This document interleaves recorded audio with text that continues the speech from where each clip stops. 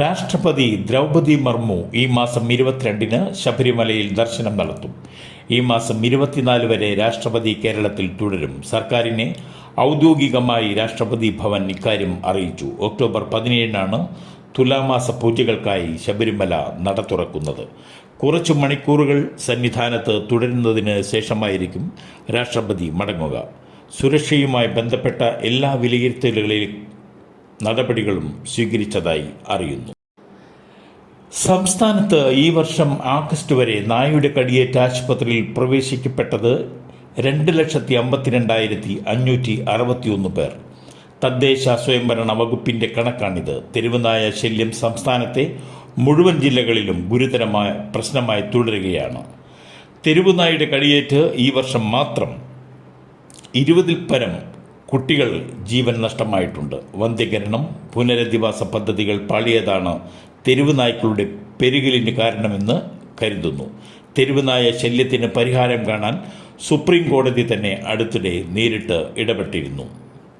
കണ്ണൂർ കണ്ടക്കയിൽ തെരുവുനായ ശല്യത്തിനെതിരായി നാടകത്തിനിടെ നായയുടെ ആക്രമണം. മയ്യിൽ കണ്ടക്കപ്പറമ്പ് കൃഷ്ണപിള്ള വായനശാല ഞായറാഴ്ച രാത്രി 8-ന് സംഘടിപ്പിച്ച പേക്കോലം എന്ന ഏകാംഗ നാടകത്തിൻ്റെ അവതരണത്തിനിടെയാണ് കലാകാരനെ നായ കടിച്ചത്. നാടകപ്രവർത്തകൻ കണ്ടക്കയിലെ പി രാധാകൃഷ്ണനാണ് കടിയേറ്റത്. മൈക്കിലൂടെ നായ കുരയ്ക്കുന്നത് പോലെയുള്ള ശബ്ദമുണ്ടാക്കിയതോടെ തെരുവിലുണ്ടായിരുന്ന നായ്ക്കൾ വേദിയിലേക്ക് കയറി ആക്രമിക്കുകയായിരുന്നു. നാടകത്തിനിടെ നായ ആക്രമണമുണ്ടായപ്പോൾ അതും നാടകത്തിൻ്റെ ഭാഗമാണെന്നായിരുന്നു കാണികൾ കരുതിയത്. വന്ദേ ഭാരത് എക്സ്പ്രസ് ട്രെയിനിലെ ഭക്ഷണത്തിൽ വീണ്ടും പുഴുവെന്ന് പരാതി. മംഗളൂരു തിരുവനന്തപുരം വന്ദേ ഭാരത് ട്രെയിനിൽ കഴിഞ്ഞ ദിവസം ഉച്ചയ്ക്ക് ഉച്ചഭക്ഷണത്തോടൊപ്പം ലഭിച്ച പരിപ്പ് കറിയിൽ നിറയെ പുഴുക്കളായിരുന്നുവെന്ന് മംഗളൂരു സ്വദേശിനിയായ യാത്രക്കാരി സൗമിനിയാണ് പരാതിപ്പെട്ടത്.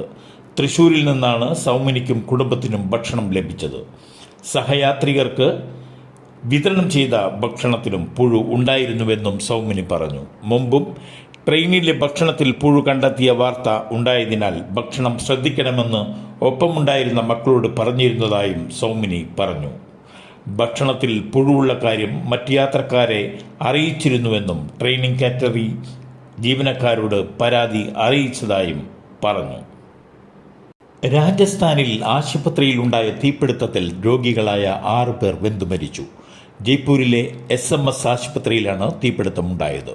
ഇന്നലെ രാത്രിയാണ് സംഭവം. ഷോർട്ട് സർക്യൂട്ടാണ് ദുരന്ത കാരണമെന്ന് പോലീസ് പറയുന്നു.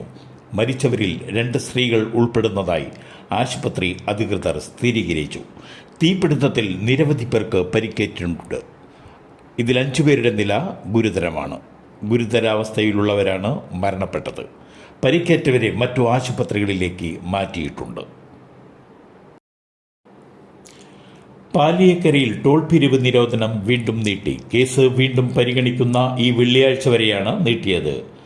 ടോൾ റോഡിലെ ഗതാഗത പ്രശ്നം മാറ്റമില്ലാതെ തുടരുന്നതായി തൃശൂർ ജില്ലാ കളക്ടർ കോടതിയെ അറിയിച്ചതിനെ തുടർന്നാണ് തീരുമാനം. ജസ്റ്റിസുമാരായ M. മുഹമ്മദ് മുഷ്താഖ്, ഹരിശങ്കർ V. മേനോൻ എന്നിവരടങ്ങിയ ബെഞ്ചാണ് ടോൾ പിരിവിനുള്ള നിരോധനം നീട്ടിയത്. ഹൈക്കോടതി വിധി സ്വാഗതാർഹമാണെന്ന് പരാതിക്കാരനായ ഷാജി കുടങ്കണ്ടത്ത് പ്രതികരിച്ചു. നിർമ്മാണ പ്രവർത്തനങ്ങൾ നടക്കുന്ന പലയിടത്തും സുരക്ഷാ പ്രശ്നങ്ങളുണ്ടെന്ന് കലക്ടറുടെ നേതൃത്വത്തിലുള്ള ഇടക്കാല ട്രാഫിക് മാനേജ്മെന്റ് കമ്മിറ്റി റിപ്പോർട്ടിൽ ചൂണ്ടിക്കാട്ടി. മലപ്പുറത്ത് നിന്നും കുടുംബസമേതം വയനാട് സന്ദർശിക്കാനെത്തിയ സംഘത്തിലെ 8 വയസ്സുകാരിക്ക് പാമ്പിന്റെ കടിയേറ്റു. ബാണാസുര സാഗർ ഡാം എൻട്രി പോയിന്റിൽ നിന്നാണ് പാമ്പിന്റെ കടിയേറ്റത്. മലപ്പുറം കൊണ്ടോട്ടി മഞ്ഞളാംകുന്ന് ആദിശ്രീ 8 വയസ്സ് എന്ന കുട്ടിക്ക് ഇന്ന് രാവിലെ 10 മണിയോടെയാണ് കടിയേറ്റത്. ഉടനെ കൽപ്പറ്റ ഫാത്തിമ മാതാ മിഷൻ ആശുപത്രിയിൽ പ്രഥമ ചികിത്സ നൽകിയ ശേഷം ആക്സിഡന്റ് റെസ്ക്യൂ വയനാട് ജില്ലാ വൈസ് പ്രസിഡന്റ് രൂപേഷിന്റെ സഹായത്തോടെ മാനന്തവാടി മെഡിക്കൽ കോളേജിലേക്ക് കൊണ്ടുവന്നു. മെഡിക്കൽ കോളേജിൽ ചികിത്സയിലുള്ള കുട്ടി സുഖം പ്രാപിച്ചു വരികയാണ്. ഡൽഹിയിൽ 18 വയസ്സുള്ള MBBS വിദ്യാർത്ഥിനിയെ ആൺസുഹൃത്തും മറ്റ് 2 പേരും ചേർന്ന് പീഡിപ്പിച്ചതായി പരാതി. പീഡിപ്പിക്കുന്നതിൻ്റെ ദൃശ്യങ്ങൾ പകർത്തി പ്രതി 1 മാസത്തോളം തന്നെ ഭീഷണിപ്പെടുത്ത് ലൈംഗികമായി ദുരുപയോഗം ചെയ്തെന്നും പെൺകുട്ടി വ്യക്തമാക്കി. സെപ്റ്റംബർ 9-നായിരുന്നു പെൺകുട്ടിയെ ആൺസുഹൃത്തും മറ്റ് 2 പേരും ചേർന്ന് പീഡിപ്പിച്ചത്. സംഭവത്തിൽ പെൺകുട്ടിയുടെ പരാതിയെ തുടർന്ന് അന്വേഷണം ഊർജ്ജമാക്കിയിരിക്കുകയാണ് ഡൽഹി പോലീസ്.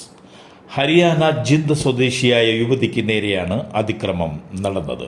പ്രതിയായ ആൺസുഹൃത്ത് ഒരു പാർട്ടിയിൽ പങ്കെടുക്കുന്നതിനായി തന്നെ ഹോട്ടൽ മുറിയിലേക്ക് വിളിക്കുകയായിരുന്നു.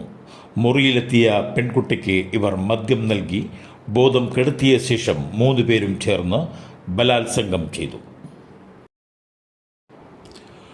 വണ്ടല്ലൂർ മൃഗശാലയിൽ സിംഹത്തെ കാണാതായതിനെ തുടർന്ന് സമീപ പ്രദേശങ്ങളിൽ പരിഭ്രാന്തി. മൃഗശാലയുടെ വിവിധ ഭാഗങ്ങളിൽ ഡ്രോണുകളും തെർമൽ ഇമേജിംഗ് ക്യാമറകളും ഉപയോഗിച്ച് തിരച്ചിൽ തുടരുകയാണെന്ന് അധികൃതർ അറിയിച്ചു. സഫാരി മേഖലയിലേക്ക് തുറന്നുവിട്ട 6 വയസ്സുള്ള സിംഹത്തിനായി 4 ദിവസമായി തിരച്ചിൽ തുടരുകയാണ്. ചെന്നൈ അന്താരാഷ്ട്ര വിമാനത്താവളത്തിൽ നിന്ന് 6 കിലോമീറ്റർ ദൂരെയുള്ള അരിഞ്ചർ അണ്ണ മൃഗശാലയിലാണ് ദിവസങ്ങളായി കാണാതായ സിംഹത്തിനു വേണ്ടി തിരച്ചിൽ പുരോഗമിക്കുന്നത്. ബാംഗ്ലൂരിലെ ബന്നാർഘട്ട ബയോളജിക്കൽ പാർക്കിൽ നിന്ന് 3 വർഷങ്ങൾക്ക് മുൻപ് വണ്ടല്ലൂരിലേക്ക് എത്തിച്ച ഷേരു എന്ന സിംഹത്തെ വ്യാഴാഴ്ചയായിരുന്നു ആദ്യമായി തുറന്നുവിട്ടത്. പാലക്കാട് പല്ലശ്ശന സ്വദേശി വിനോദിനി 9 വയസ്സ് വലത് കൈ മുറിച്ചു മാറ്റേണ്ടി വന്ന സംഭവത്തിൽ പാലക്കാട് ജില്ലാ ആശുപത്രിയിലെ 2 ഡോക്ടർമാർക്ക് suspension. Doctor Mustafa, doctor Sarfaraz എന്നിവർക്കെതിരെയാണ് നടപടി. ചികിത്സാ പ്രോട്ടോകോൾ ലംഘിച്ചെന്ന് കണ്ടെത്തിയതിൻ്റെ അടിസ്ഥാനത്തിലാണ് നടപടി. വീടിന് സമീപത്ത് കളിക്കുന്നതിനിടെ വീണ് പരിക്കേറ്റ കുട്ടിയുടെ കൈക്ക് പാലക്കാട് ജില്ലാ ആശുപത്രിയിൽ നിന്നാണ് പ്ലാസ്റ്റർ ഇട്ടത്. രക്തയോട്ടം നിലച്ച നീര് വന്ന് പഴുത്ത സ്ഥിതിയിലായ കൈ പിന്നീട് കോഴിക്കോട് മെഡിക്കൽ കോളേജിൽ വെച്ചാണ് മുറിച്ചു മാറ്റിയത്. സ്വർണ്ണപ്പാളി വിവാദത്തിന് SIT അന്വേഷണത്തിന് ഉത്തരവിട്ട് ഹൈക്കോടതി. ADGP H. വെങ്കിടേഷിനാണ് അന്വേഷണ ചുമതല. ADGPയുടെ നേതൃത്വത്തിൽ അന്വേഷണം നടത്തണമെന്ന് സർക്കാരും ദേവസ്വം ബോർഡും ഹൈക്കോടതിയിൽ ആവശ്യപ്പെട്ടിരുന്നു. ഇന്ത്യൻ ശിക്ഷാ നിയമം അനുസരിച്ച് ഗുരുതര കുറ്റങ്ങൾ നിലനിൽക്കുമെന്ന് ഹൈക്കോടതി വ്യക്തമാക്കി. Vakathanam CI Aneesh Joy, Kaipamangalam CI Biju Radhakrishnan, Kochi cyber police CI Sunilkumar, police academy assistant director S. Sasidharan എന്നിവരാണ് സംഘത്തിൽ ഉള്ളത്. യഥാർത്ഥ കുറ്റവാളികളെ നിയമത്തിന് മുന്നിലെത്തിക്കണമെന്നും ഹൈക്കോടതി നിർദ്ദേശിച്ചു.